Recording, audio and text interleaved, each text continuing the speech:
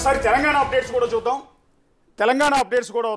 తెలంగాణలో పార్లమెంట్ ఎన్నికలు 17 స్థానాలకు సంబంధించి జరుగుతున్న సందర్భంలో కాంగ్రెస్ పార్టీ 8 పార్లమెంట్ స్థానాల్లో ఆధిక్యంలో ఉంది.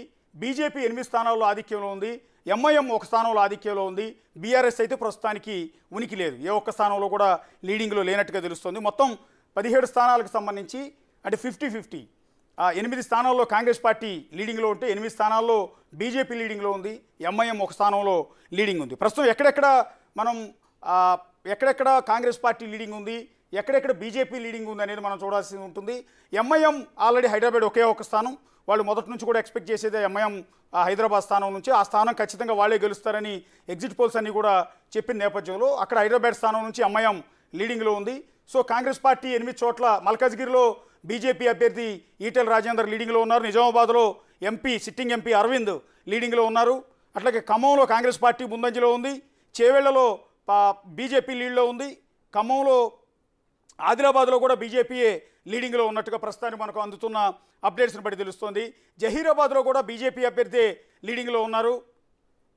సో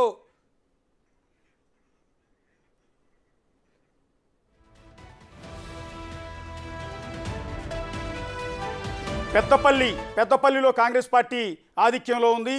వరంగల్లో బీజేపీకి ఆధిక్యం కనిపిస్తోంది. ఇదంతా కూడా తెలంగాణ పార్లమెంట్ ఎన్నికలకు సంబంధించిన అప్డేట్స్ మనం ఇక్కడ చూస్తున్నాం. ఖమ్మం పార్లమెంట్లో 19,935 ఓట్ల లీడింగ్లో కాంగ్రెస్ పార్టీ అభ్యర్థి ఉన్నట్టుగా తెలుస్తుంది. అట్లాగే కౌంటింగ్ కేంద్రం నుంచి నామా నాగేశ్వరరావు వెళ్ళిపోయారు. అసంతృప్తితో నిరుత్సాహంతో వెళ్ళిపోయినట్టుగా తెలుస్తోంది. నల్గొండ లోక్సభలో 30,000 ఆధిక్యంలో కాంగ్రెస్ పార్టీ అభ్యర్థి లీడింగ్లో ఉన్నట్టుగా తెలుస్తోంది. 1 స్థానంలో ఎంఐఎం ముందంజలో ఉంది. అది కూడా హైదరాబాద్ స్థానం నుంచి అసదుద్దీన్ ఓవైసీ ఆయన లీడింగ్లో ఉన్నారు.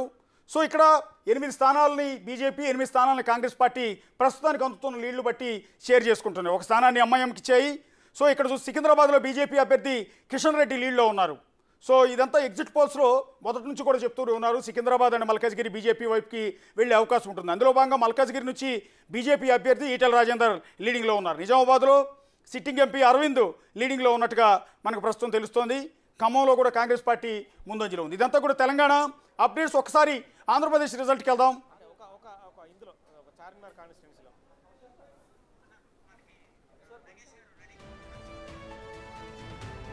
తెలంగాణ అప్డేట్స్ ఒక్కసారి న్యూస్ రూమ్ నుంచి మా ఇన్పుట్ ఎడిటర్ నగేష్ ప్రస్తుతం లైవ్లో అందుబాటులో ఉన్నారు. నగేష్,